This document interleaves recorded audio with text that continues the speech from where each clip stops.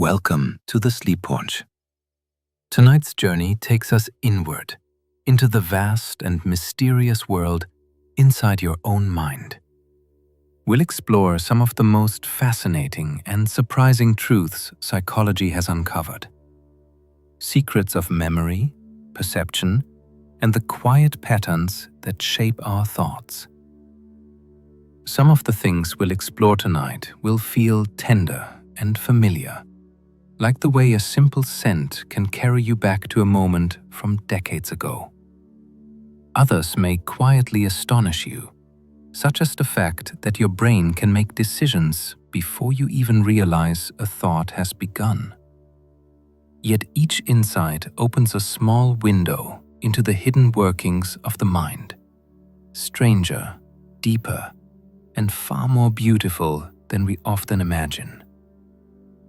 This evening, we'll wander slowly through a collection of remarkable mental wonders, glimpses into places where time can stretch and fold, where emotions can soften or sharpen what we see, and where thoughts can ripple between people without a single word. You might find yourself drifting towards sleep, or simply letting these ideas flow gently in the background, like a soft current carrying you into rest. If you enjoy these videos and would like to join us for more nighttime explorations, you can like and subscribe below, and feel free to share your thoughts down in the comments. But for now, all you need to do is get comfortable. Let your breathing slow, your mind soften, and allow the wonder of your own mind to wash gently over you. Let's begin. People are more honest late at night. As the day wears on, mental filters and social masks can loosen. Late at night, when fatigue lowers inhibition and self-monitoring, people may speak more directly and reveal thoughts they might guard during daylight hours. This doesn't mean every night conversation is unfiltered truth, but the reduced cognitive control can make honesty come more easily. Psychologists also suggest that the quiet, intimate atmosphere of nighttime can encourage openness, fewer distractions, dimmer light, and the sense that the world is at rest.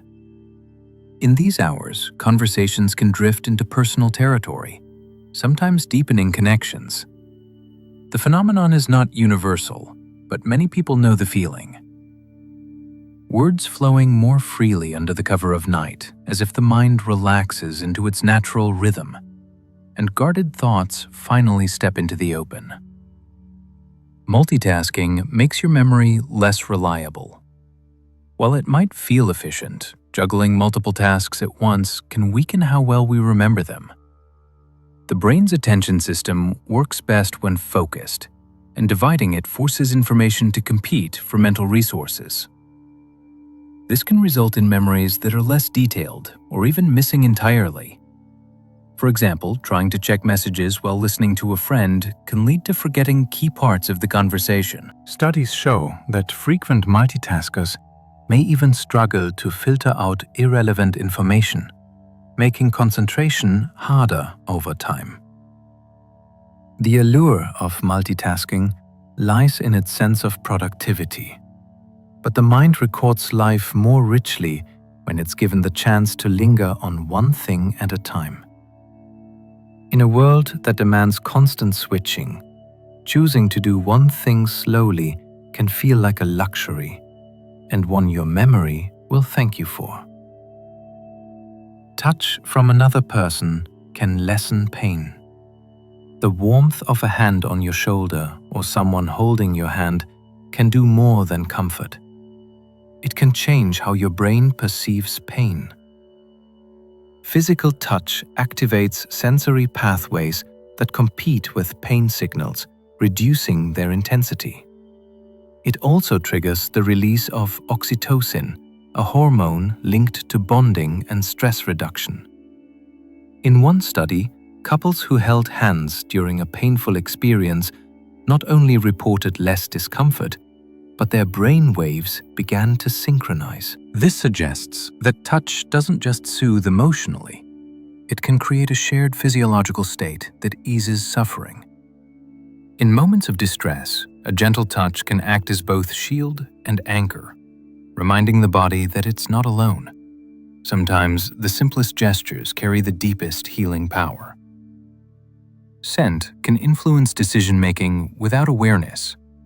Smells often bypass conscious thought, traveling straight to brain regions involved in emotion and memory.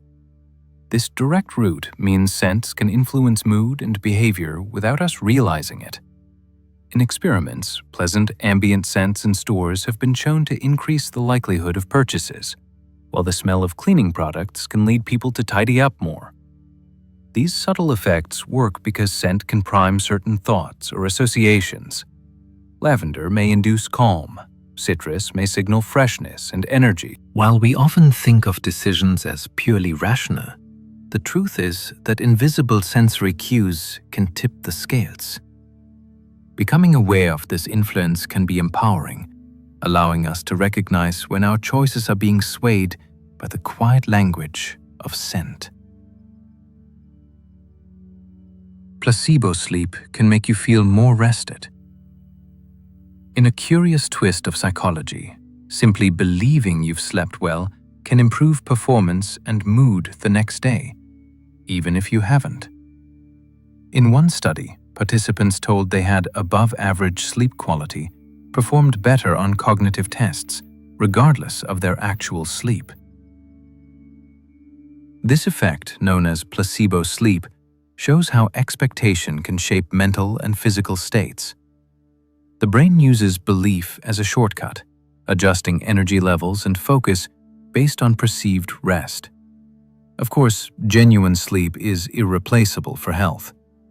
But this phenomenon reveals the mind's surprising ability to influence how the body feels. It suggests that part of rest comes not just from hours of sleep, but from the story we tell ourselves about that rest.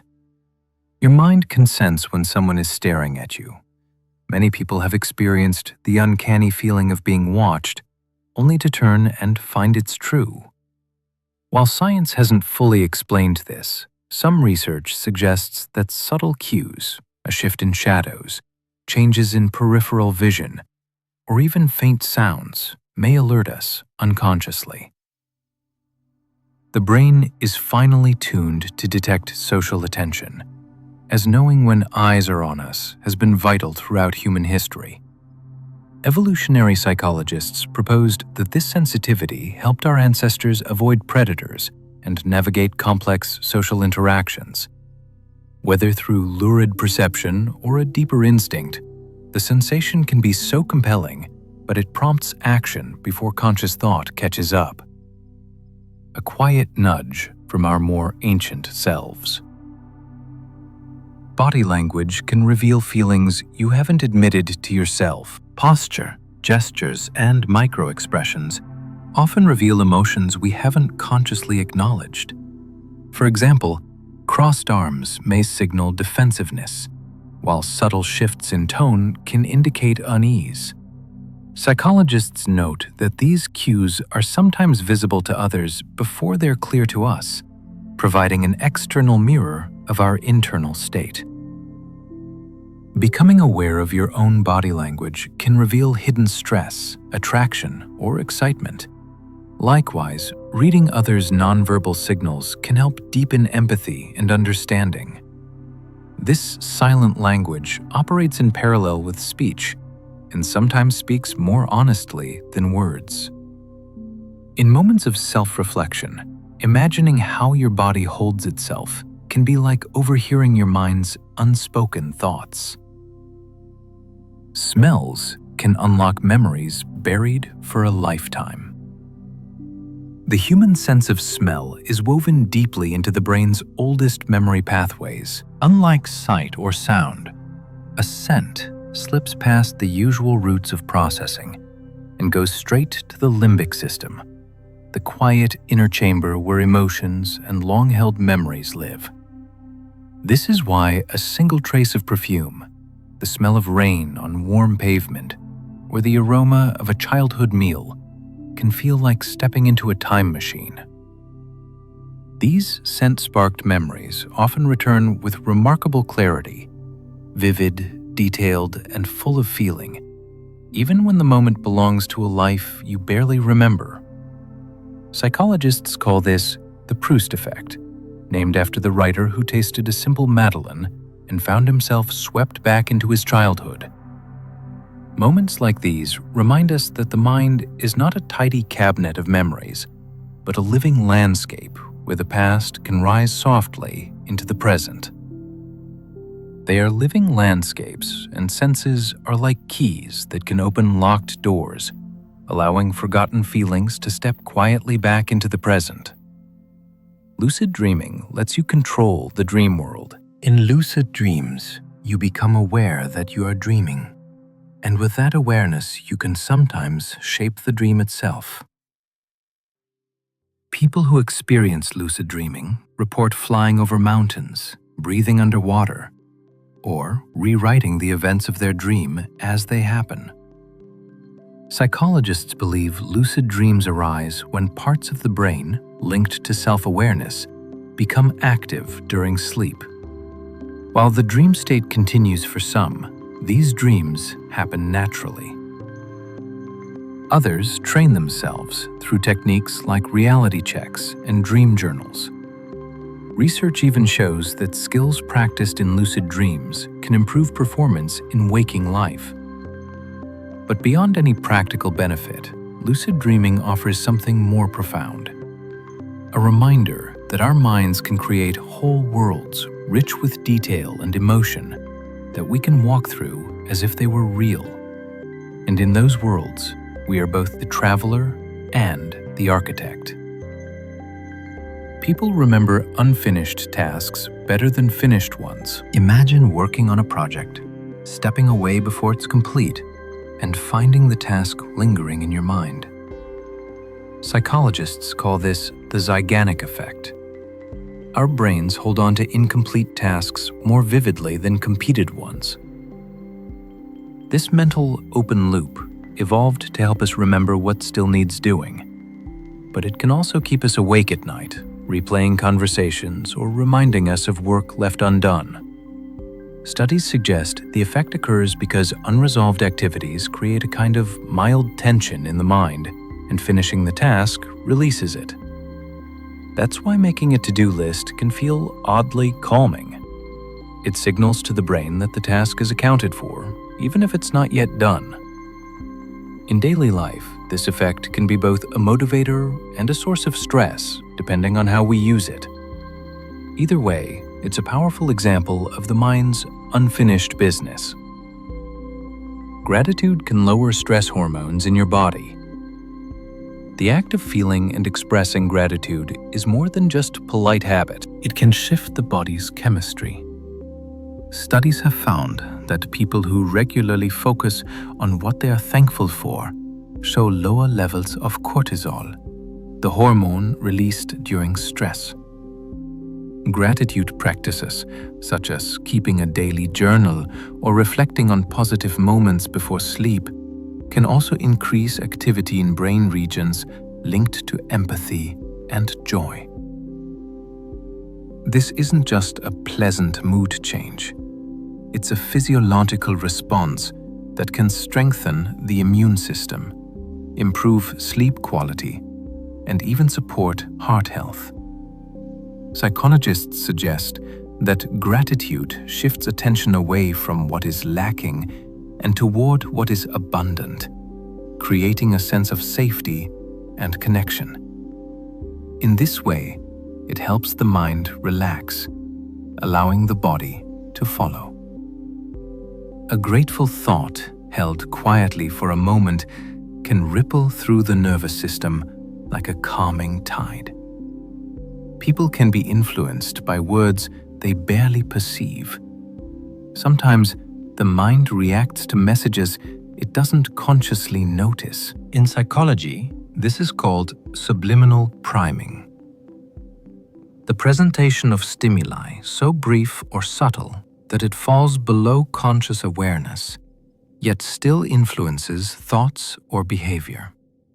In one study, flashing positive or negative words for just milliseconds before showing a neutral image changed how participants rated that image's emotional tone. Advertisers and artists have long been fascinated by this effect, though its influence in real life is more subtle than the myths suggest. Still, it reveals an important truth. Our conscious minds are not the sole gatekeepers of perception. Beneath awareness, the brain is constantly scanning, filtering, and interpreting signals.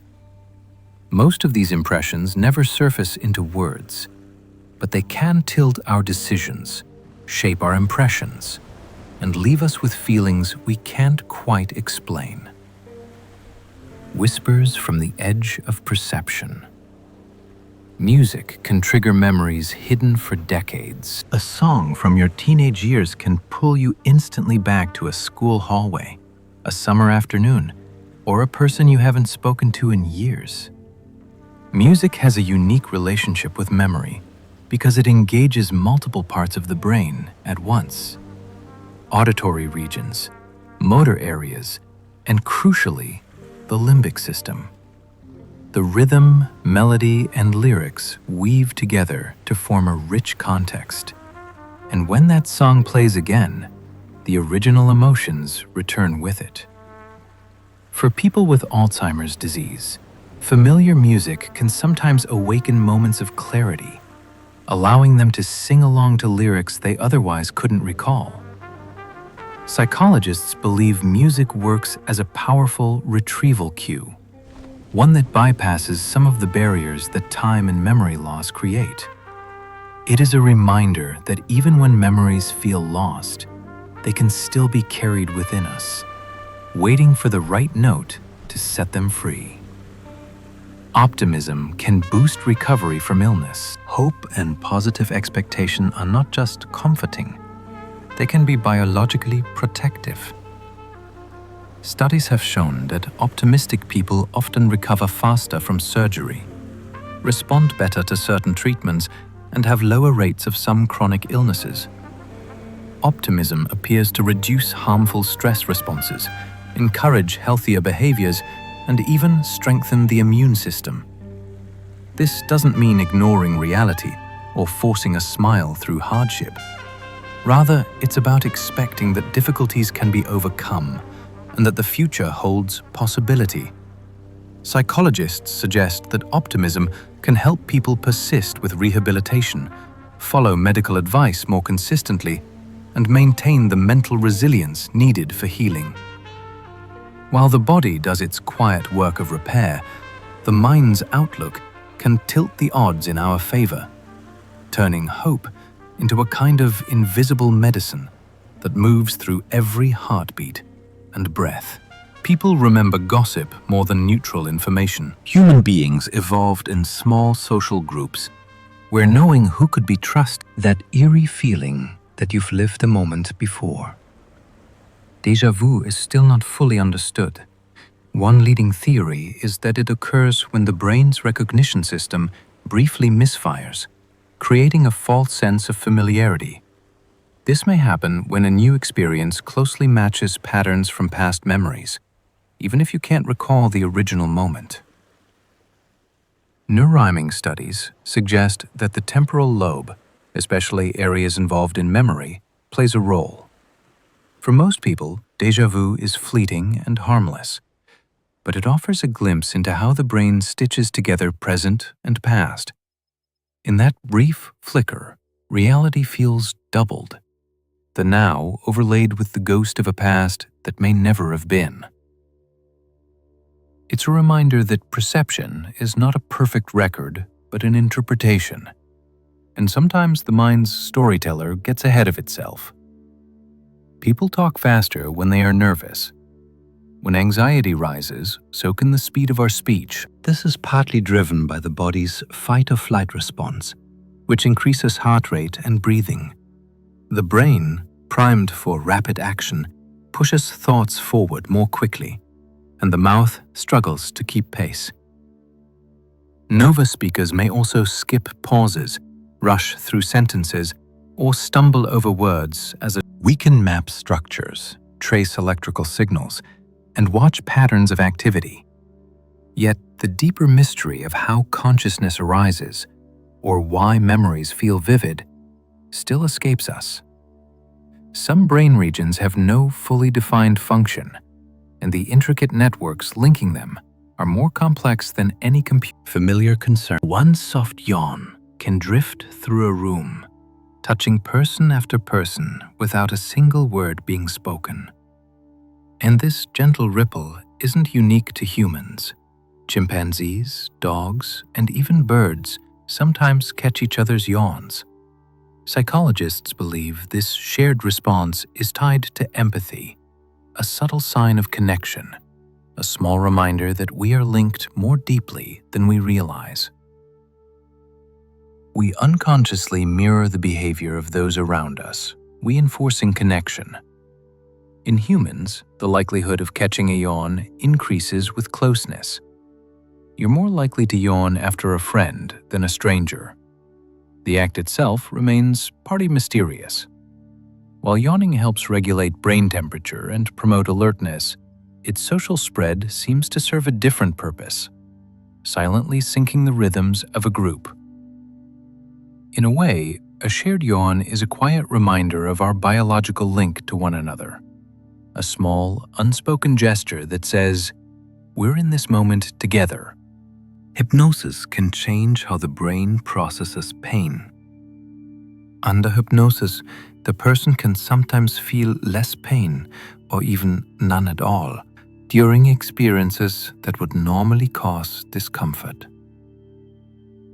Brain scans show that hypnosis can alter activity in areas that interpret pain signals, changing not the sensation itself, but the way the brain perceives it. This has been used in medical settings for pain management, dental work, and even surgery. Though it doesn't work equally for everyone. Psychologists describe hypnosis as a focused, highly suggestible state in which the mind can shift its responses. The effect isn't magic, it's the brain's own flexibility at work. By adjusting perception, the mind can rewrite the body's experience. This connection between attention and sensation hints at a profound truth. Pain is not just a physical event, but a complex dialogue between nerves, brain, and awareness. And sometimes awareness can change the power conversation. Writing about your feelings can improve health. Putting emotions into words, whether in a journal or a private note, can have measurable effects on well-being. Studies have shown that expressive writing can lower blood pressure, strengthen immune function, and improve mood. Psychologists believe the process helps organize emotional experiences, turning vague feelings into structured thoughts the brain can work through. This reduces mental strain and frees up cognitive resources for other tasks. Writing doesn't require perfect grammar or style. Its power lies in honesty. By translating inner experiences into language, we give form to what was formless, and in doing so, reduce its hold over us. The page becomes a safe container for what might feel overwhelming in the mind. Over time, this practice can help untangle complex emotions, making them easier to understand and easier to carry. We recall feelings more easily than facts. The human mind is deeply emotional, and this shapes how we remember. Events tied to strong emotions, joy, fear, grief, or excitement, tend to linger in memory longer than neutral details. This emotional tagging helps the brain prioritize important experiences. But it also means we often remember how we felt more clearly than what actually happened. In eyewitness testimony, for example, The emotional charge of an event can influence recollections, sometimes distorting factual accuracy. On the positive side, remembering the emotions of meaningful moments can help reinforce values, relationships, and life lessons. Our memories are not perfect records. They're more like stories told from the heart's perspective. When we think back on the past, we often walk through a landscape of feelings with facts scattered like stones along the path. Chewing gum can improve concentration. It might seem like a small, even mindless habit, but chewing gum has been linked to improvements in focus and alertness. The rhythmic motion appears to increase blood flow to the brain, while the act of chewing may also stimulate areas involved in attention and memory. Some studies show modest boosts in performance on tasks requiring sustained concentration when participants chew gum, especially peppermint-flavored varieties. The effect isn't dramatic, but it can provide a subtle lift in mental energy. Perhaps why students, drivers, and even soldiers have used it during long, demanding periods. Psychologists also suggest that gum chewing can reduce stress by lowering cortisol levels, making it a double benefit for concentration. In the quiet moments when focus begins to drift, this simple action can act as a small anchor, bringing the mind gently back to the task at hand. The first and last things you learn stick the strongest. Our memories are influenced by what psychologists call the primacy and recency effects. The tendency to recall the first and last items in a sequence better than those in the middle. The first items benefit from more rehearsal and attention, while the last items remain fresh in short-term memory. This pattern appears in daily life. We often remember the opening and closing moments of a conversation, a lecture, or even a vacation more vividly than the middle portions. Understanding this can help in learning. Placing key information at the beginning or end of a study session increases the chance of it sticking. In a way, the mind frames experiences like stories, with the opening and ending scenes shining the brightest. The middle still matters, but it's the first impression and the final moment that often linger longest in the mind's quiet archives. Your brain can miss changes happening right in front of you. Change blindness is a striking quirk of perception. The brain can fail to notice even large alterations in a scene if they occur during a brief distraction or visual interruption. In experiments, people can look directly at an object, glance away for a moment, and miss that it has changed entirely when they look back. This happens because attention is selective. We can't process every detail, so the brain fills in gaps with assumptions based on prior knowledge. In daily life, change blindness can explain why we miss small rearrangements in a room or fail to notice a friend's new haircut. It's a reminder that perception is not a perfect camera. Instead, it's a patchwork of focused details and inferred continuity stitched together so smoothly we rarely notice the missing pieces unless someone points them out. Smiling can trick your brain into feeling happier. Even if you're not feeling joyful, the simple act of smiling can subtly shift your mood. Psychologists call this the facial feedback hypothesis, the idea that facial expressions can influence emotional states. When you smile, the muscles in your face send signals to your brain, triggering the release of neurotransmitters like dopamine and serotonin. This can create a small lift in mood, even if nothing else changes. The effect works in reverse too. Frowning or scowling can reinforce feelings of tension or frustration.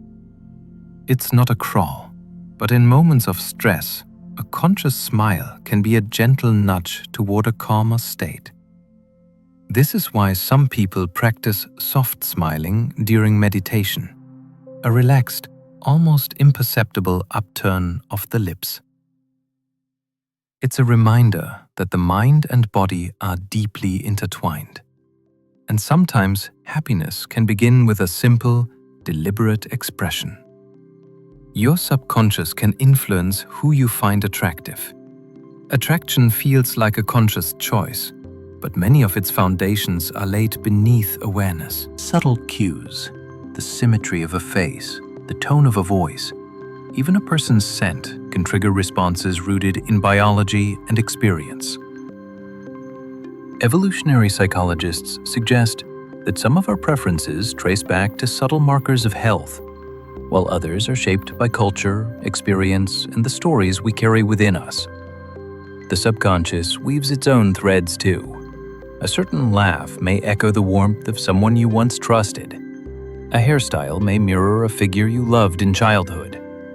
These impressions often rise long before the conscious mind begins its careful analysis, creating that quiet spark we call instant chemistry.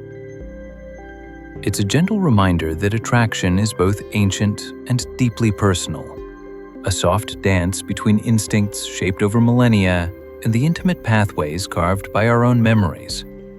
It guides our eyes and sometimes even our hearts long before we realize they've already chosen a direction.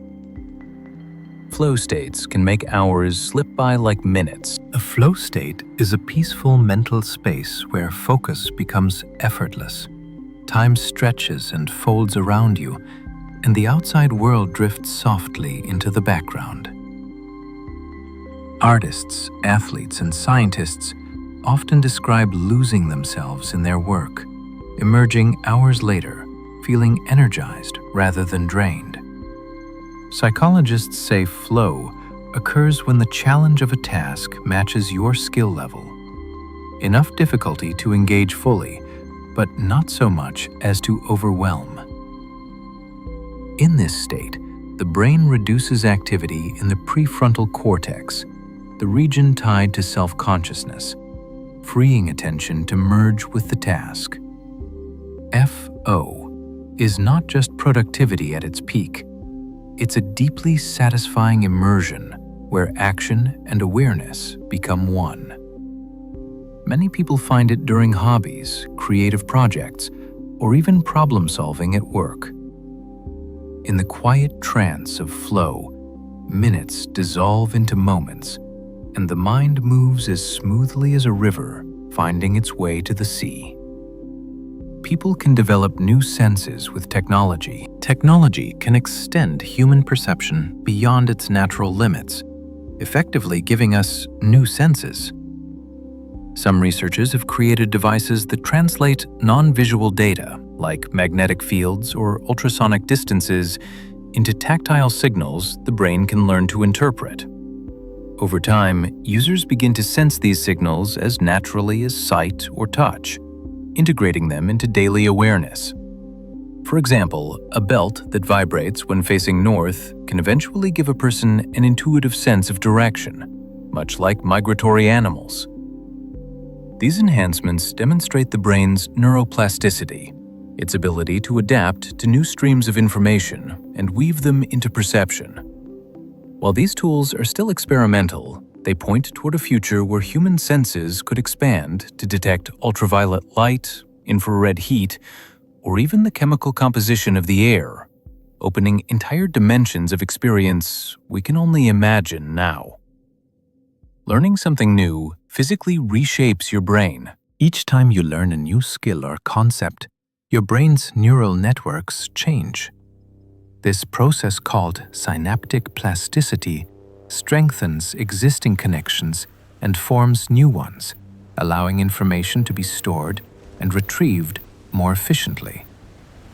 In practical terms, this means that your brain is not static. It's an ever-changing structure shaped by your experiences. MRI studies show that learning activities, from playing an instrument to practicing a language, can even increase the size of certain brain regions over time. These physical changes are most rapid in childhood, but they continue throughout life, proving that it's never too late to learn.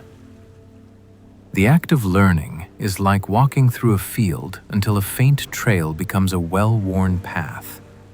Every time you return, the path grows clearer and the landscape of your mind expands, one connection at a time. Your mood can literally change what you see in the world. Emotions don't just color our thoughts, they can alter our visual perception. Studies have shown that people in a positive mood are more likely to notice subtle details and see a wider range of colors, while those feeling anxious may narrow their focus, scanning for threats, and missing neutral or calm mean positive cues. This happens because mood influences the brain's attention systems, adjusting the way sensory information is filtered and interpreted. A joyful state can make a sunset seem more vivid, while fear can make a dimly lit street feel darker than it is. In this way, perception is not a purely objective process. It's shaped by the lens of the mind in each moment. Changing your mood can quite literally change your world, revealing that the line between the mind's inner state and the outer environment is far less fixed than we imagine. People are more likely to help when they are the only witness. In emergencies, the presence of other people can sometimes reduce the likelihood that anyone will step in, a phenomenon known as the bystander effect. When alone, individuals feel a greater personal responsibility to act. When in a crowd, responsibility is diffused, and each person assumes someone else will help. This effect has been observed in countless experiments, from staged accidents to dropped objects on the street. The more people present, the lower the chance that any one person will intervene. However, awareness of the bystander effect can counteract it. Those who understand it are more likely to take action regardless of the crowd. It's a reminder that in moments where help is needed, looking to others can be a trap. Sometimes the person to act must simply be you. Even if you are the only one to notice the need, the smell of stress can affect others' reactions. When a person is stressed, their body can release chemical compounds through sweat that carry subtle signals to those nearby. Research shows that when we inhale the faint scent of someone else's stress, even without realizing it, our brains quietly respond. Regions linked to empathy and fear become more active, making us more alert or slightly anxious without knowing why.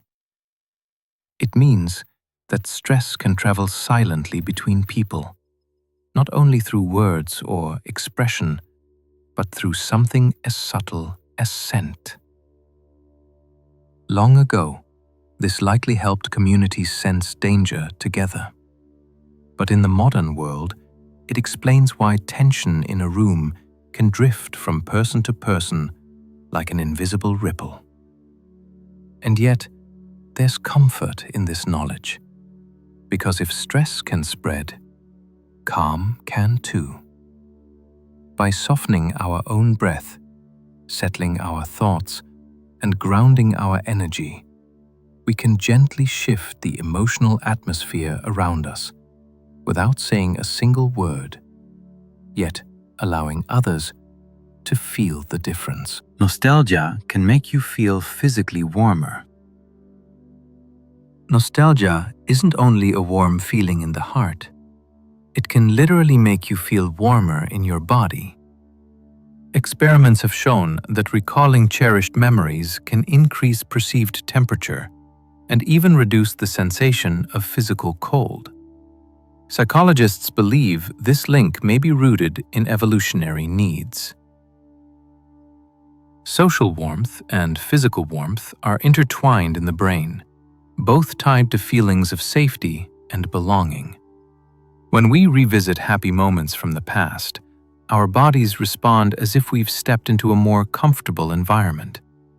In winter months, people often experience more nostalgic thoughts, perhaps as a way of counteracting the chill. Whether triggered by a familiar song, a photograph, or the smell of a favorite meal, nostalgia can wrap the mind and body in a gentle blanket of remembered comfort. Fear can be transmitted through mere observation. You don't have to experience a threat firsthand to feel fear. Simply watching someone else react with fear can trigger your own.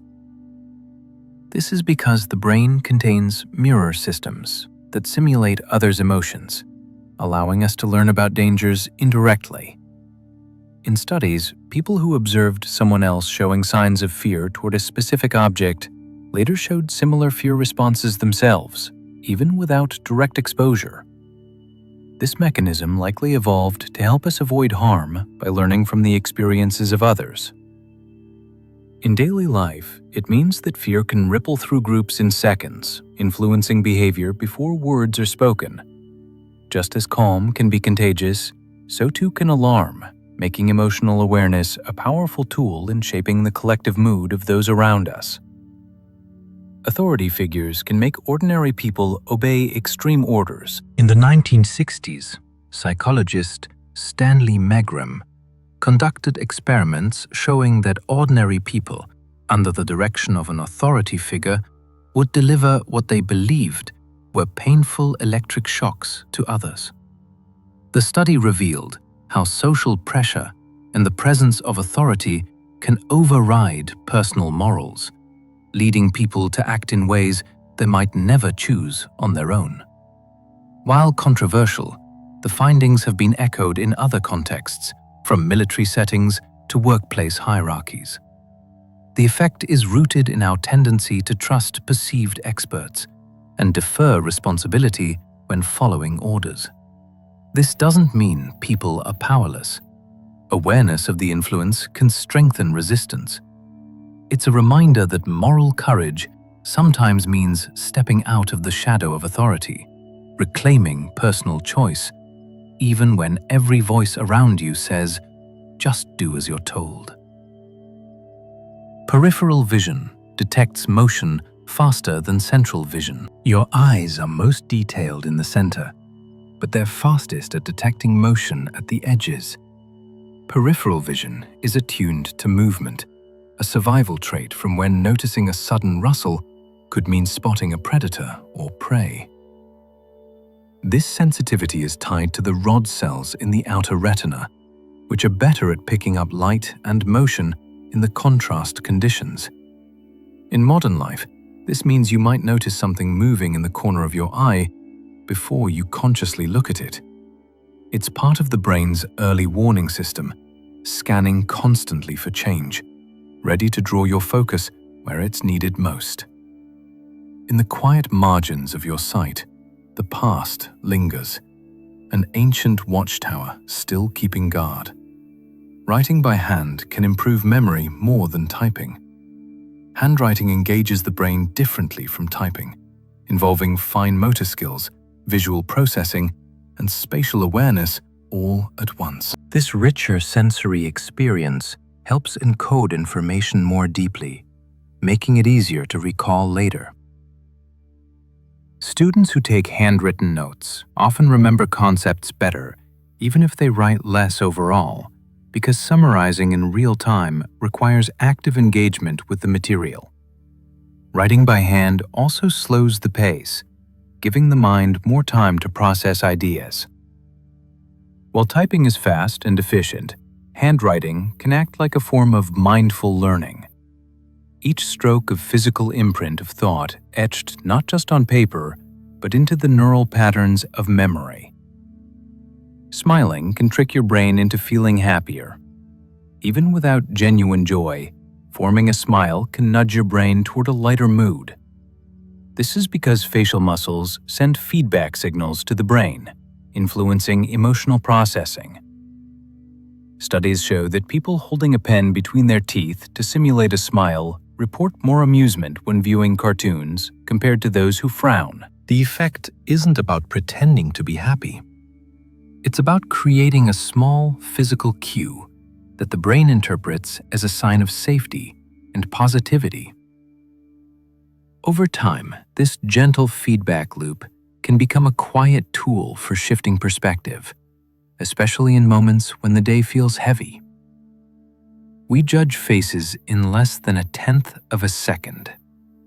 The human brain forms impressions of faces almost instantly in less than 1 second. Research shows that even such brief exposure is enough for people to decide whether someone appears trustworthy, competent, or likable. These snap judgments come from ancient survival mechanisms, where quickly assessing friend or foe could mean life or death. The amygdala and other brain regions process facial cues at remarkable speed, well before conscious thought has time to intervene. While first impressions can be surprisingly consistent across observers, they aren't always accurate. Our minds often lean on learned stereotypes and personal experiences to fill in the gaps. This lightning-assed assessment is a reminder that part of us still operates on instincts formed long before cities, screens, and introductions, when a single glance could shape the course of survival. Seeing eyes in a room can make people more honest. Simply placing an image of eyes in the space above a donation box, for example, can make people behave more generously and honestly. Psychologists believe this happens because the sensation of being watched triggers social accountability, even when the eyes are only printed on paper. This effect is linked to our evolutionary past, when reputation and group belonging were essential for survival. Being seen meant your actions mattered, and the brain still responds to these subtle cues today. Interestingly, the eyes don't need to be realistic. Even stylized designs can create the effect. It's a quiet example of how deep-seated social instincts continue to shape behavior in ways we rarely notice, turning a simple image into an invisible reminder someone might be watching. People often overestimate how much others notice them. The spotlight effect describes our tendency to believe others are paying more attention to us than they actually are. This can make small mistakes, tripping on a sidewalk, mispronouncing a word, feel far more noticeable than they are in reality. In truth, most people are too focused on their own thoughts to observe us closely. This bias stems from the way we experience life. We're the central figure in our own story, so we assume the same focus from others. Understanding the spotlight effect can be freeing, reducing social anxiety and self-consciousness. When we realize that most eyes are turned inward, our own small stumbles lose their weight, and we can move through the world with a lighter step, no longer imagining an audience where none exists. The placebo effect can work even when you know it's a placebo. It sounds impossible, but studies show that a placebo, an inactive treatment, can still have real effects even when the recipient knows it's not real medicine. In these cases, the explanation that the placebo might trigger the body's own healing mechanisms is often enough to create measurable changes, such as reduced pain or improved mood. Psychologists believe this happens through a gentle blend of expectation and conditioning. The simple ritual of receiving care, paired with trust in the body's ability to heal, awakens neural pathways that quietly influence physical states. This open-label placebo effect shows how deeply the mind and body are woven together, and how belief can guide biology, even when there is no secrecy and no illusion. It's a soft reminder that sometimes awareness itself can act like a medicine. people often remember emotions far more vividly than facts.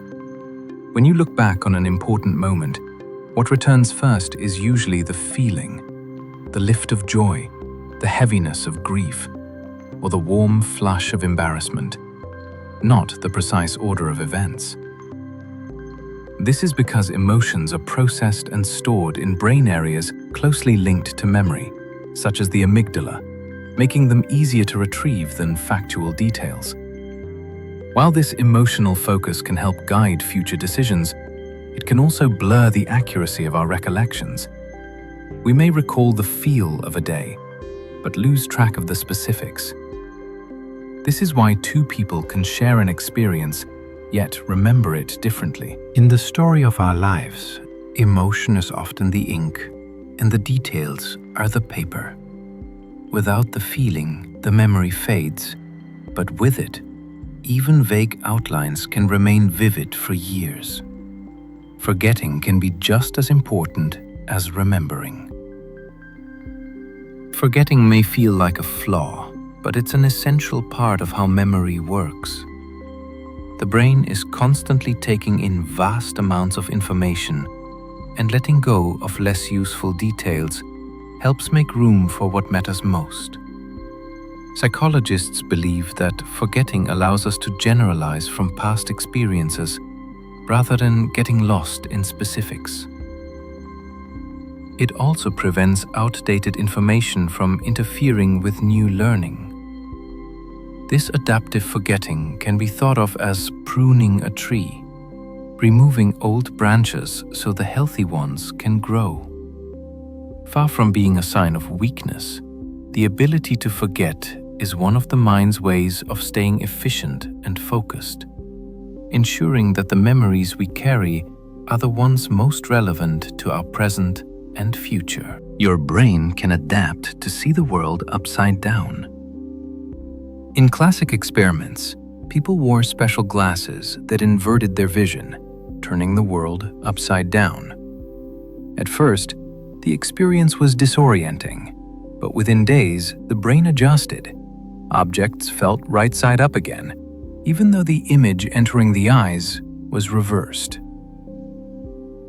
This remarkable flexibility is an example of neuroplasticity, the brain's ability to reorganize itself in response to new input. When the glasses were removed, vision felt flipped again until the brain readjusted. The finding shows that perception is not a fixed recording, but an active construction, constantly shaped by the brain's interpretation of sensory data.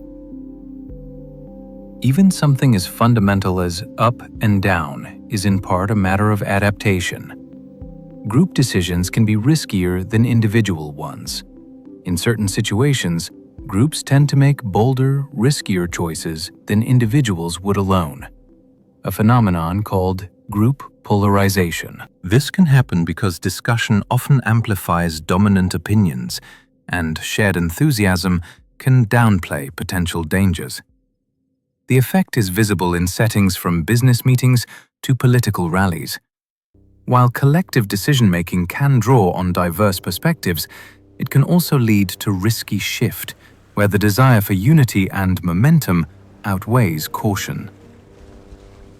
Being aware of this tendency allows groups to counterbalance it by encouraging dissenting voices and deliberate pauses. In the end, the group mind can be a powerful tool. But like any tool, it must be used with care. Optical illusions reveal how reality is rebuilt inside your mind. Optical illusions work because the brain doesn't just receive sensory input, it interprets it, filling in gaps and making predictions.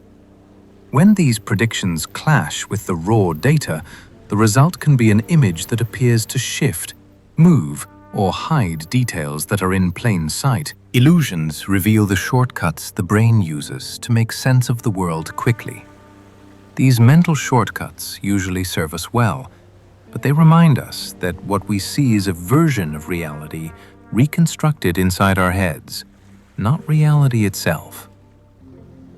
Every perception is, in a sense, a personalized rendering influenced by past experiences, expectations, and context.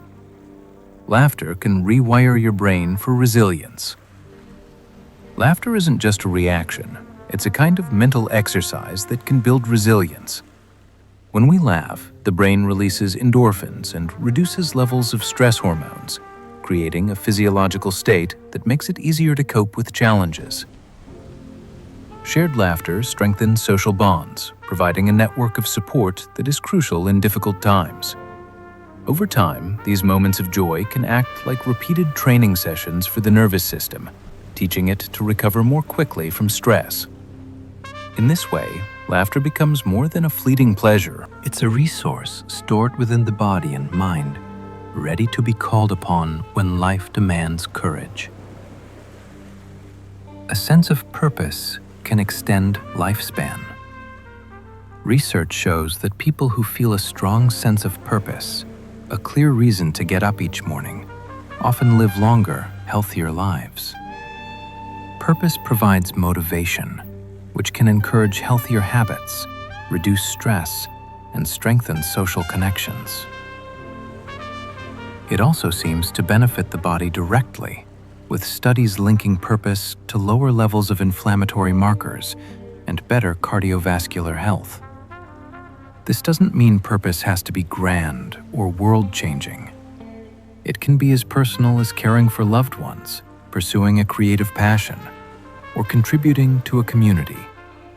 Having something meaningful to work toward acts like a compass for the mind, guiding choices and sustaining resilience. In times of hardship, purpose can serve as a steady light on the horizon, a reason to keep moving forward, one step at a time through the unfolding days. Your brain has a dedicated face recognition network. Deep within the temporal lobe lies the fusiform face area, a specialized region devoted to recognizing faces. This network is so finely tuned that it can identify familiar faces in less than a second, even in a crowd. Damage to this area can result in prohypopnosia, or face blindness, a condition where individuals can see facial features but struggle to recognize even close friends or family. The importance of this system is rooted in our evolutionary history. Reading faces has been vital for detecting emotions, recognizing allies, and building social bonds. Remarkably, this network doesn't just process human faces. It can adapt to recognize other familiar patterns, like the markings of pets or the shape of a well-loved object. It's a testament to the brain's deep investment in connection, shaping our ability to recognize the people who matter most to us. Meditation can physically alter brain structures. Meditation is more than a mental exercise. Long-term practice can physically change the brain. MRI studies have found increased thickness in the prefrontal cortex, an area linked to decision-making and self-control, as well as changes in the hippocampus, which plays a role in memory and learning. Regular meditation can also reduce the size of the amygdala, the brain center for fear and stress responses, suggesting a heightened capacity for calm. These structural changes reflect neuroplasticity, the brain's ability to rewire itself in response to experience. Even short daily sessions can begin to alter neural patterns, enhancing attention, emotional regulation, and overall well-being. In a world that often feels rushed and noisy, meditation offers a way to reshape the mind from the inside out, building inner stillness into the very fabric of the brain. People can experience an out-of-body perspective in certain situations. During near-death experiences, deep meditation, or even through targeted brain stimulation, people report feeling as if they have left their bodies, observing themselves from above or at a distance. Neuroscientists have linked these experiences to disruptions in the brain's integration of sensory information, particularly in the temporal parietal junction. While often fleeting, these moments can feel vivid and profoundly real, leaving lasting impressions on those who experience them. Out-of-body perceptions can shift a person's sense of identity and deepen existential curiosity. Whether interpreted as spiritual events or neurological phenomena, they highlight the brain's remarkable role in creating the sense of self, a sense that can, under the right conditions, untether and drift beyond the boundaries of the physical form. Priming can change behavior without you noticing. Priming occurs when exposure to certain words, images, or ideas subtly influences later behavior. For example, reading words related to politeness can make people interrupt less often in a conversation, while seeing references to aging might slow their walking speed, all without conscious awareness. This happens because the brain leans gently on whatever ideas were recently stirred awake, using them as shortcuts that shape how we see and respond to the world. The effects of priming fade quickly, like ripples in calm water, yet they reveal just how sensitive we are to the quiet cues around us. In everyday life, priming can lift us towards productivity, kindness, or creativity, but it also reminds us how easily the mind can be nudged without our awareness. Every space we enter softly prepares the stage for how we will think, feel, and act. And kindness, simple, sincere kindness, can nourish us in return.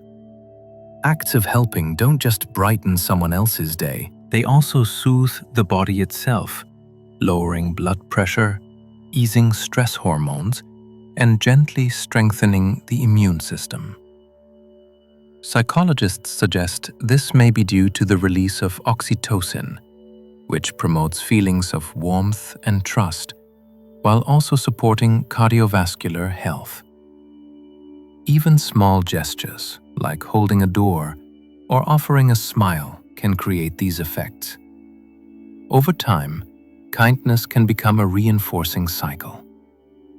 Doing good increases well-being, which in turn makes people more likely to continue helping. In this way, kindness is not just a social glue. It's also a quiet form of self-care, woven into the exchanges that connect us to one another. Your posture can influence your mood. The way you hold your body can shape the way you feel. Standing or sitting upright can increase feelings of confidence and alertness, while slouching may reinforce fatigue or low mood. This link works through feedback loops between body and brain. Posture influences hormone levels, breathing patterns, and neural activity. In one study, participants who adopted power poses reported greater feelings of control, though the exact effects remain debated. Beyond confidence, posture can also affect energy levels by opening or restricting the chest and diaphragm. Small adjustments, sitting tall, relaxing the shoulders, lifting the head, can subtly shift the mind toward greater clarity and presence. The body in many ways sets the stage for the story the mind tells itself. Trauma can sometimes lead to personal growth. While trauma can cause deep pain, some people emerge from it with greater resilience, empathy, or a renewed sense of purpose, a phenomenon known as post-traumatic growth. This doesn't mean that trauma was beneficial, but rather that recovery can sometimes foster strengths that might not have developed otherwise. Psychologists have identified areas of growth, such as stronger relationships, increased appreciation for life, and a deeper connection to personal values. The process often involves meaning-making, finding ways to integrate the experience into a larger narrative of life. While not everyone experiences post-traumatic growth, Those who do often describe it as a transformation forged in difficulty, like a tree growing stronger after surviving a storm. Stress can spread between people without words. Stress can be contagious, passing silently from one person to another. Simply observing someone's tense body language, facial expressions, or hearing changes in their voice can trigger a mirrored stress response in the observer's brain. This social transmission of stress is thought to be rooted in empathy, our nervous systems of tuning to the states of those around us. While this can help groups respond to threats collectively, it also means that one person's anxiety can ripple outward, affecting the mood of a room. The reverse is also true. Calmness can spread in much the same way, softening tension and encouraging steadiness. In this sense, managing our own stress is not only self-care, it's a quiet gift to those around us. We are more likely to help when we are the only witness. When we're alone and see someone in need, we tend to act quickly. There's no one else to defer responsibility to. This contrasts with the bystander effect that can occur in groups where individuals hesitate, assuming someone else will step forward. Being the only witness removes that uncertainty, placing the decisions squarely in our hands. In these moments, the impulse to help often feels direct and personal. Psychologists suggest this reflects an ancient survival strategy. In small groups, every member's contribution was vital. Today, it's a reminder that sometimes the smallest, most immediate actions can make the biggest difference, especially when there's no one else around to take the first step. Mirroring someone's movements can build instant rapport. Subtly matching another person's gestures, posture, or speech patterns can create a sense of connection and trust. This unconscious tendency, known as the chameleon effect, is part of our social wiring. When done naturally, mirroring signals empathy and attentiveness, making the other person feel understood. It's why conversations often sync in rhythm, or why friends may find themselves laughing or leaning in at the same time. In professional settings, skilled negotiators sometimes use mirroring to foster cooperation, while therapists use it to strengthen rapport. However, when forced or exaggerated, it can feel insincere. In its truest form, mirroring is simply the body's way of saying, "I'm with you." Without words, a quiet alignment of two nervous systems moving in time with each other like dancers following the same music. Learning something new physically changes your brain. Every skill learned, from cooking a new recipe to mastering a musical instrument, reshapes the brain's neural connections. This process, called neuroplasticity, allows the brain to adapt to experiences throughout life. New learning strengthens synaptic pathways and can even create entirely new ones, much like forging fresh trails in a forest. MRI studies show that activities like juggling, language study, and complex problem solving can lead to measurable growth in certain brain regions. These changes aren't instant, but they accumulate with practice, becoming part of the brain's living architecture. The beauty of neuroplasticity is that it works at any age. Though it may slow over time, the potential for growth never fully disappears. Every new skill learned leaves a physical trace, a quiet mark of experience etched into the brain's evolving map. Changing your study location can boost retention. Studying in different environments can help information stick more firmly in memory. This effect occurs because each location provides unique cues that the brain unconsciously associates with the material being learned.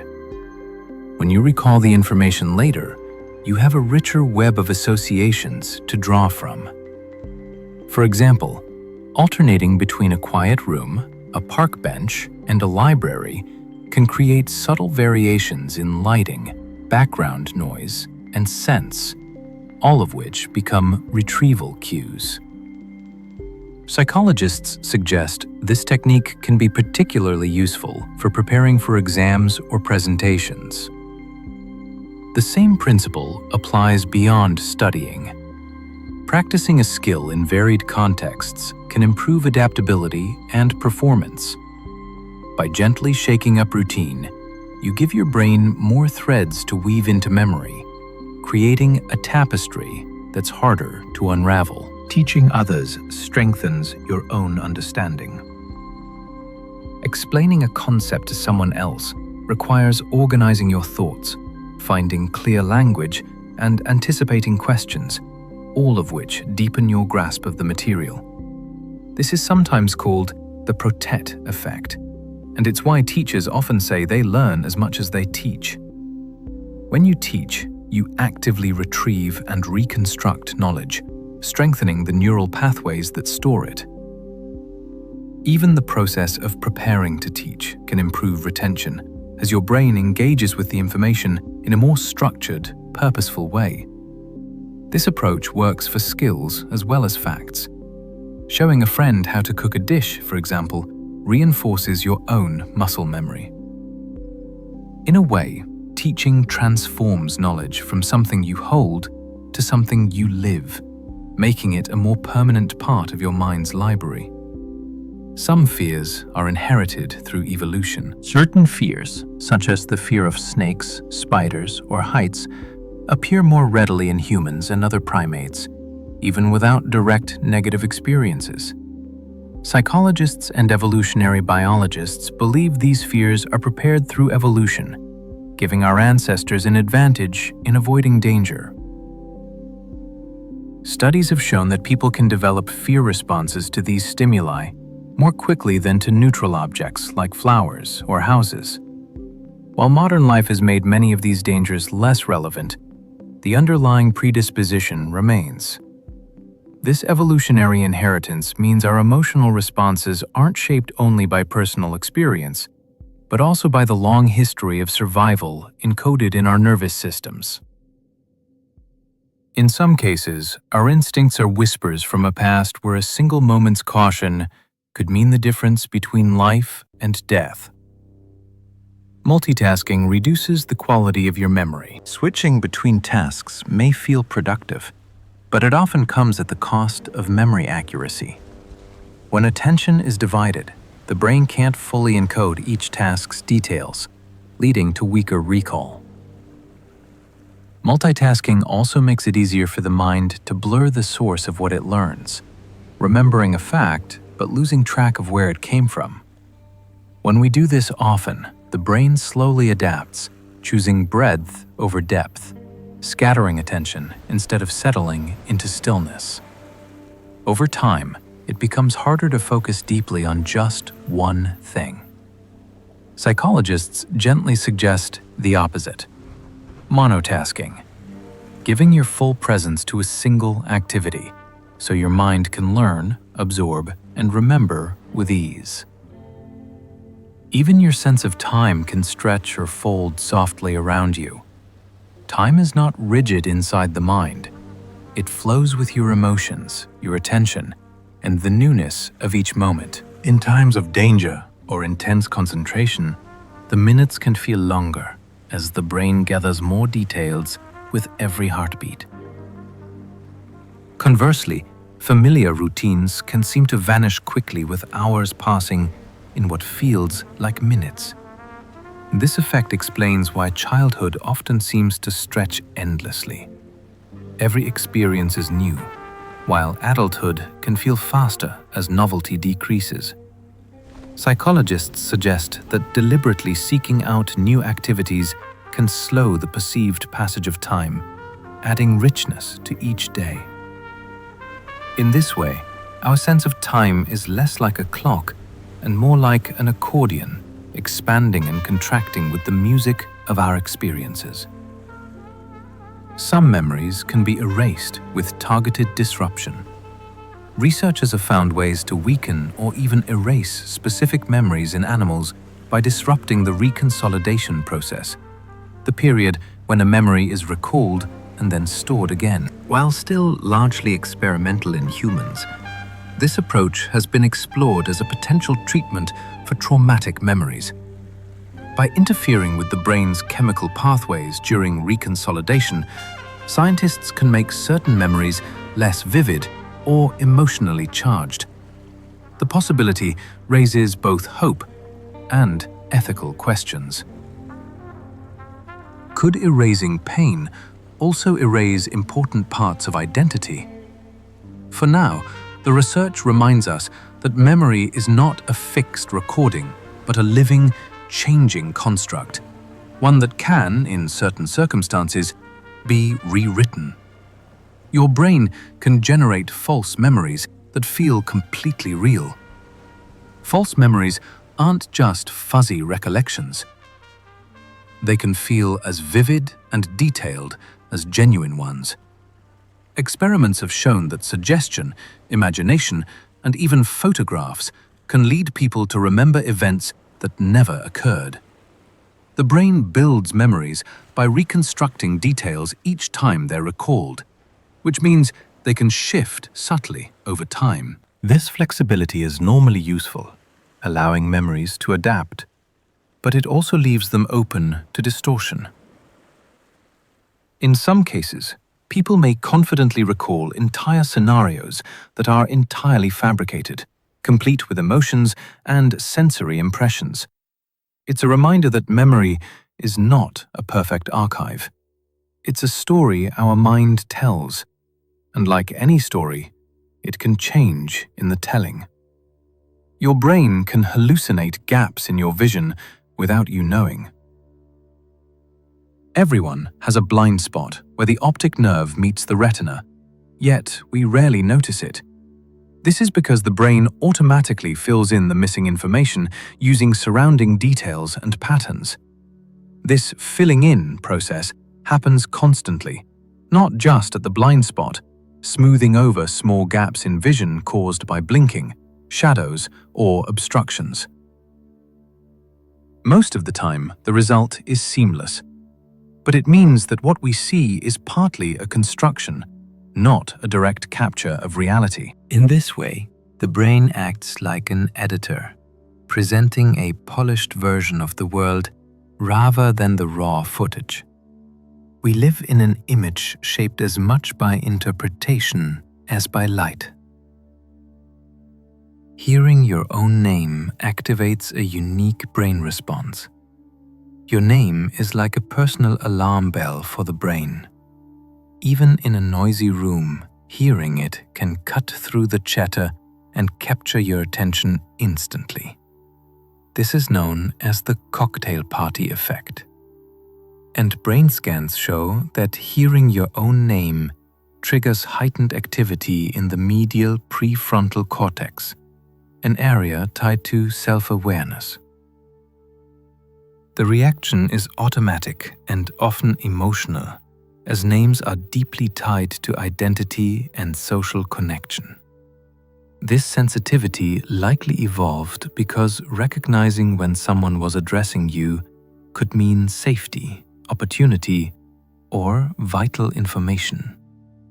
Even when whispered from across a distance, your name has the power to pierce through distractions and pull you back into the present moment. Like a small thread connecting you to the world around you, people can form biases without realizing it.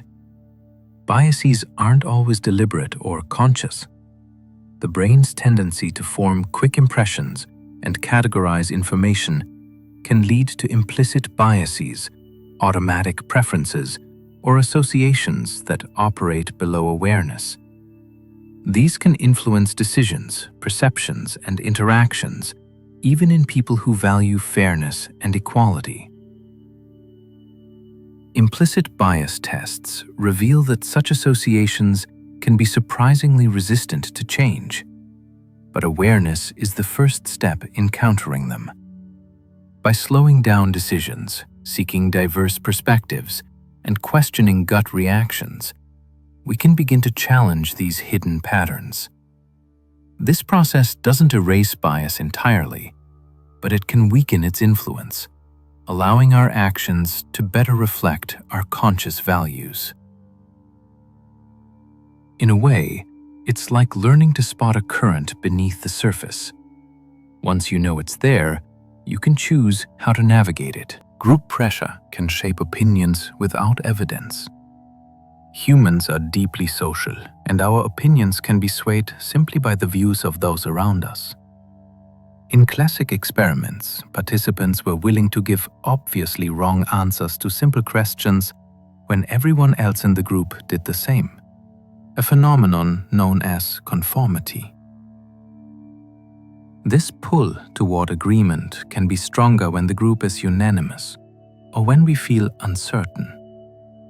Conformity isn't always negative. It can promote cooperation and shared norms. But it can also lead us to ignore our own judgment in favor of the crowd. The awareness of this tendency can help us pause, examine the evidence, and ask whether agreement is genuine or simply a desire to fit in. Sometimes, the quietest act of independence is holding to the truth when every voice around you says otherwise. Sleep can spark insights you couldn't reach while awake. While the body rests, the brain continues working, reorganizing memories, making connections, and even solving problems. This is why answers sometimes come in dreams, or why a solution feels clear in the morning after seeming impossible the night before. During certain stages of sleep, especially, the brain is freer to explore unusual associations, unbound by the constraints of waking logic. Artists, scientists, and inventors have all credited sleep with breakthroughs. This creative problem-solving happens because the sleeping brain blends information in novel ways, finding patterns that waking consciousness might overlook. It's a reminder that rest is not idleness. It's an active state where the mind works quietly behind the scenes, ready to surprise us with sudden clarity when the day begins. Teaching others strengthens your memory. When you teach something you've learned, you engage in active recall, forcing the brain to retrieve and organize the information. This process strengthens memory pathways, making the knowledge more durable. The act of explaining also reveals gaps in understanding, encouraging deeper learning. Even informal teaching, like telling a friend about a documentary you watched, can reinforce memory.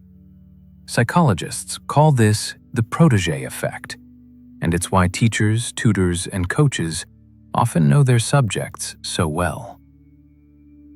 In teaching, you transform passive knowledge into an active skill, embedding it more firmly into your mental framework.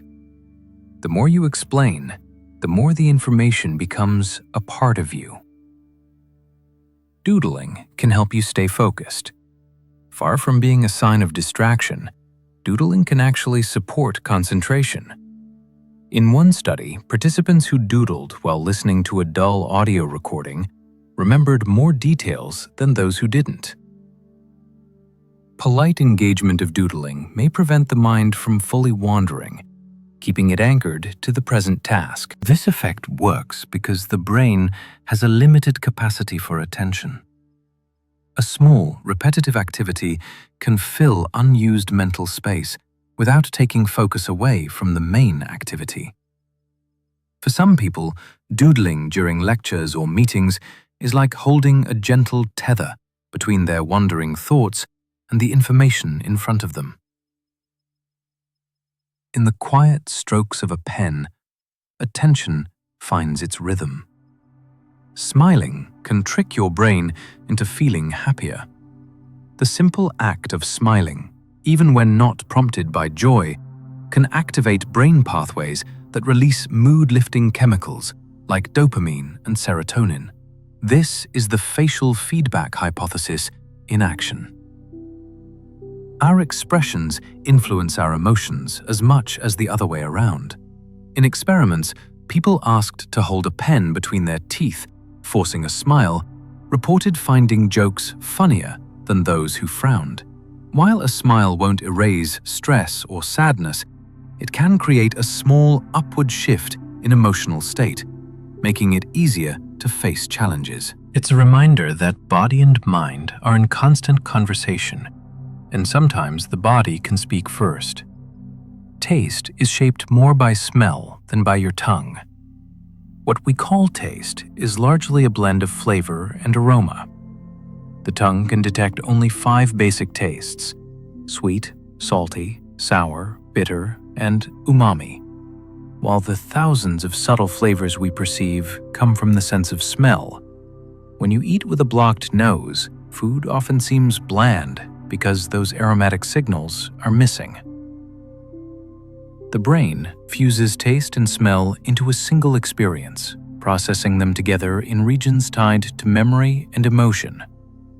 This is why certain flavors can instantly transport you back to a specific time or place. In every bite, the senses work together to create something richer than either could alone. Spacing out learning helps you remember longer. Instead of cramming all at once, spreading learning over multiple sessions, known as the spacing effect, leads to better long-term retention. This works because each review strengthens the memory, and the time between sessions allows for forgetting to occur just enough that retrieval requires effort. That effort is what reinforces the neural pathways, making the memory more durable. Whether studying a language, practicing music, or learning names, spacing practice sessions can make the knowledge stick for months or years rather than days. It's the difference between writing in wet sand and carving into stone. Your brain can make a choice before you realize it. Experiments using brain imaging have found that neural activity can predict a decision seconds before a person becomes consciously aware of making it. This suggests that much of what we think of as choice begins in unconscious processes, with consciousness arriving psych later to take ownership. While this doesn't mean free will is an illusion, it does reveal that our awareness is only part of a larger decision-making system. The mind works like a deep ocean. Surface waves of conscious thought are shaped by unseen currents far below. Some minds link sounds to colors automatically. For people with a form of synesthesia, certain sounds can trigger the perception of colors. A musical note may drift into awareness not just as a sound, but as a gentle flash of color, a burst of blue, a shimmer of gold, a spoken word wrapped in a soft haze of green. For people with this rare blending of the senses, these colors appear naturally and consistently, almost like a quiet language their mind has always known. Neuroscientists believe this happens because certain regions of the brain, those that normally handle sound and those that interpret light, share extra connections, weaving their signals together in ways most of us never experience.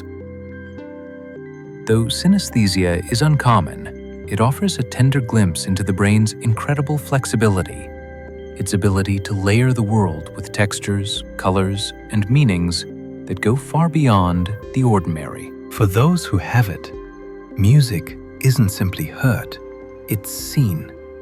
Every melody becomes a silent firework, every chord a gentle ripple of light.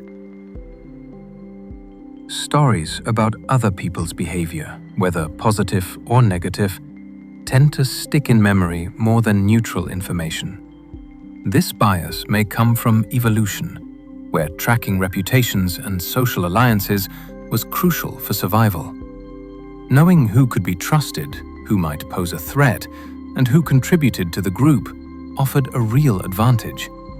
Even today, gossip engages the brain's social reasoning networks, making it more memorable. While gossip can be harmful, if false or malicious, It can also serve as informal social regulation, reinforcing group norms. Its staying power in memory is a reminder of how deeply we are wired for social awareness and how the tales we pass along can shape the invisible threads between us. Changing your perspective can reduce stress. Reframing a stressful situation, looking at it from a different angle, can lower its emotional weight. Psychologists call this cognitive reappraisal. And it works by changing the meaning we assign to an event.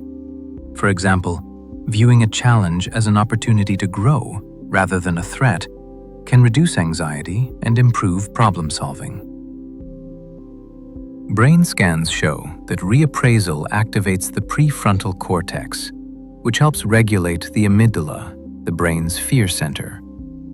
This shift doesn't erase the difficulty, but it can create space between stimulus and reaction, allowing for a calmer, more deliberate response. Over time, the habit of reappraisal can make the mind more resilient, turning stress into a teacher rather than an enemy. People are more creative when they are slightly tired. It may seem counterintuitive, but a mildly tired brain can sometimes think more creatively than a fully alert one. When we're slightly fatigued, our mental filters loosen, allowing more unusual connections to surface. This can be especially useful for tasks that require divergent thinking, brainstorming, inventing, or problem-solving in unconventional ways. Psychologists suggest that the relaxed control of a tired mind can free it from rigid patterns, opening the door to novel ideas. Of course, exhaustion hinders most types of work, but in that sweet spot between wakefulness and fatigue, the mind can wander just far enough to stumble onto unexpected brilliance. It's one reason some people find their most original ideas late at night or early in the morning, when thoughts drift a little more freely. People adjust opinions to match a group. Group consensus can be a powerful force, often nudging people to adopt positions they might not hold individually. This is a form of conformity, where the desire for social harmony overrides personal judgment. Classic studies have shown that people will agree with a group's incorrect answer to an obvious question simply to avoid standing out. While conformity can promote cooperation and cohesion, it can also suppress creativity and dissent. Recognizing the pull of group opinion allows us to pause and consider whether agreement reflects our own beliefs or the group's influence. In a world full of collective voices, the quietest and often most important one to hear is our own. Compliments activate the same brain regions as rewards. Receiving a compliment can light up the brain's reward centers in much the same way as receiving money or winning a prize. Areas such as the striatum respond to social praise, releasing dopamine and fostering positive emotions. Compliments can also improve performance, as encouragement boosts motivation and confidence. This is why positive feedback is a powerful tool in teaching, teamwork, and relationships. The effect isn't limited to elaborate praise. Even small, sincere acknowledgements can spark this response. At its core, a compliment is both recognition and connection, a way of telling someone they are seen and valued. In a moment that can resonate far beyond the words themselves, your brain can imagine pain you have never felt. The mind's ability to simulate experience extends even to sensations we've never personally endured. Simply watching someone in pain or reading a vivid description can activate brain areas involved in our own pain processing. This capacity likely evolved to enhance empathy, helping us avoid danger and understand the suffering of others. While imagined pain is not as intense as the real thing, the overlap in brain activity can still be powerful enough to make us worse at another's injury. This simulation also means that fear and anxiety can arise from anticipated pain, influencing our choices even before any real harm occurs. Sleep deprivation blocks new memories from forming. A lack of sleep can severely impair the brain's ability to store new information. During deep and REM sleep, the hippocampus works to consolidate memories, transferring them into long-term storage. Without sufficient rest, this process is disrupted, leaving the mind unable to hold on to details from the day. Even a single night of poor sleep can weaken learning and recall over time. Chronic sleep deprivation can lead to more lasting cognitive decline. This is why rest is essential not only for health, but also for growth. Without it, the stories of our days fade before they can be written into memory. People often believe information simply because it's repeated. The illusory truth effect describes our tendency to accept statements as true if we hear them often enough, regardless of their accuracy. Repetition increases familiarity, and familiarity feels like truth to the brain. This mental shortcut evolved to help us learn from patterns, but in the modern world, it can be exploited by misinformation.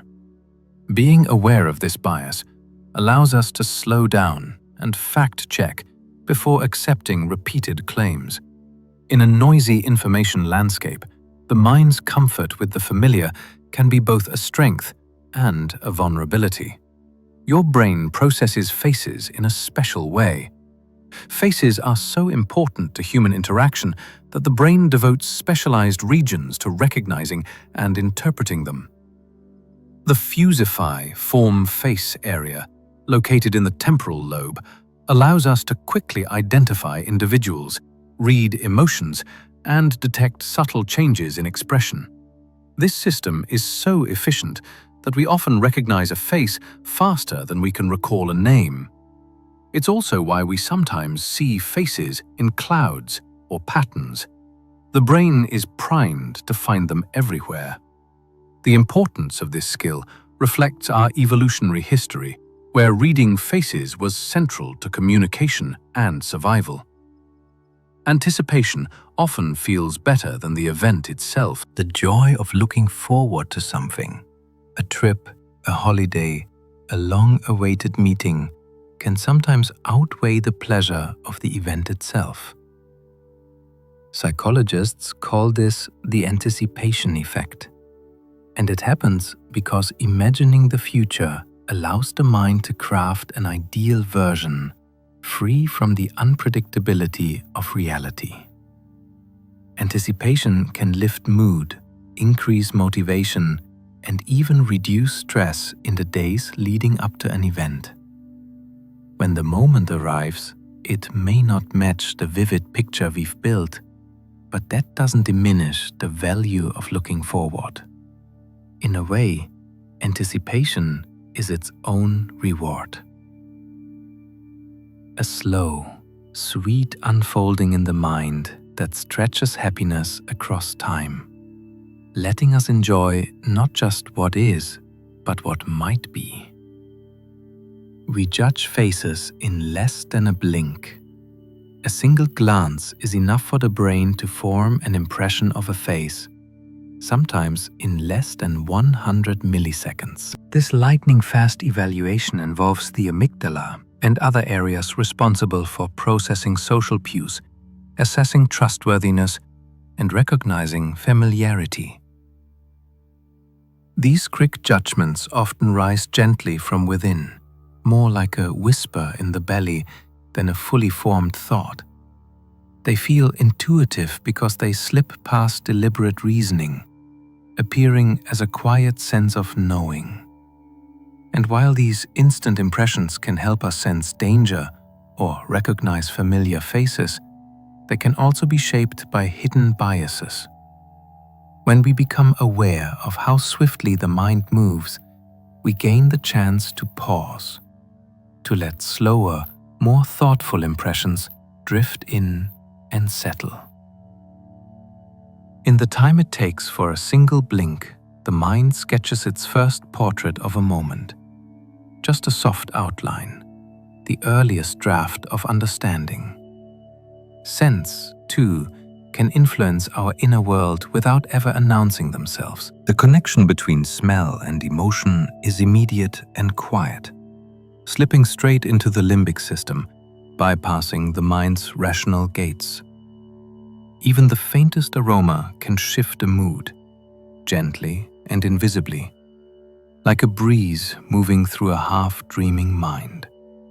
This means that a faint floral fragrance, a hint of wood smoke, or the smell of fresh bread can alter mood before you're even aware of it.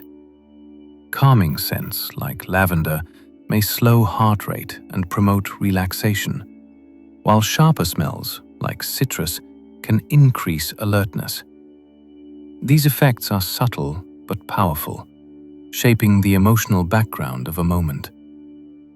Whether in nature, at home, or in a busy street, the air carries invisible signals that the brain translates into feelings. A quiet influence on the mind's weather, hearing certain sounds can trigger physical reactions. A gentle melody might slow your breathing, while a sudden loud noise can spike your heart rate. Sound is processed not only by the auditory system, but also by brain regions linked to emotion, memory, and movement.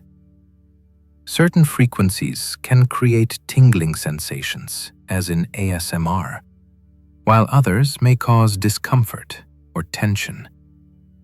These physical reactions are part of an ancient survival system. Quick responses to auditory cues could mean the difference between safety and danger. In modern life, they remain a reminder of how deeply sound is tied to the body's rhythms. Music, voices, and even environmental noise can all leave subtle fingerprints on our physical state.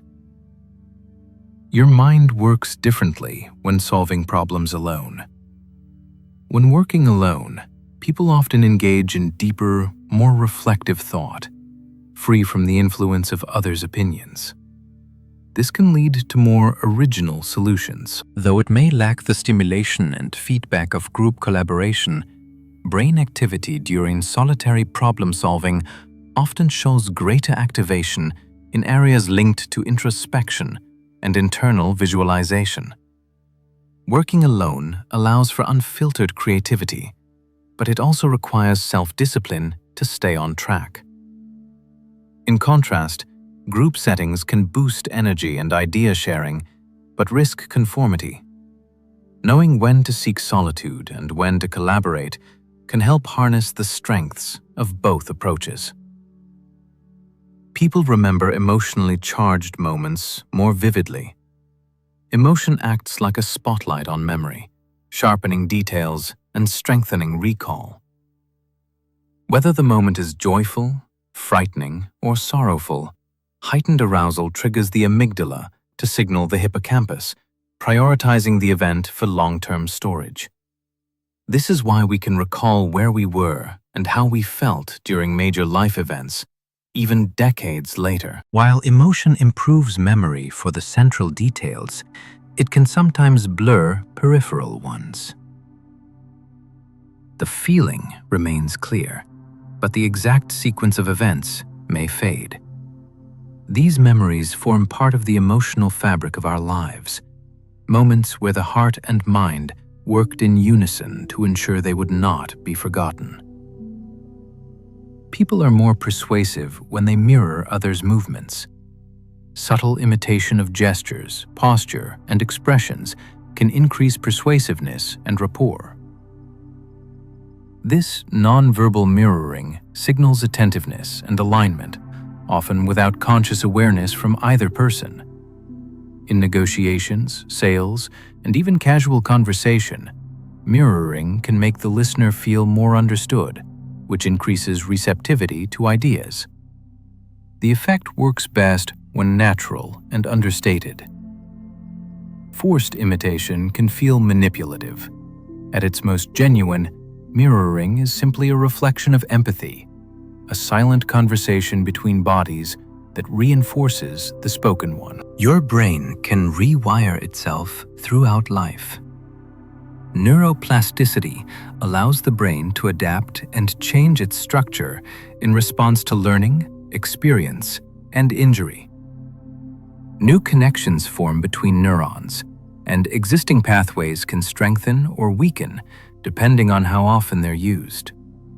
This adaptability is greatest in childhood, but continues into old age, enabling recovery after strokes, adaptation to new skills, and the ability to reshape habits.